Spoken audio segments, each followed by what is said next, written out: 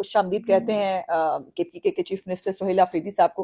पिछली दफ़ा जो है वो गंडापुर साहब लाहौर तशरीफ लाए थे, उनको लाहौर दिखाया गया, उन्होंने लाहौर की बत्तियां, सफाई, तरक्की देखी।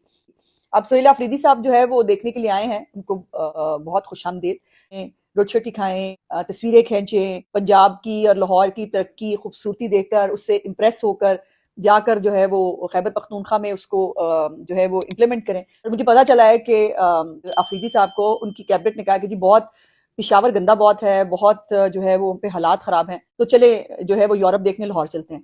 तो ये सारी जो लोग हैं ये पाकिस्तान का यूरोप लाहौर देखने के लिए आए हैं, इनको हम खुशामदीद कहते हैं।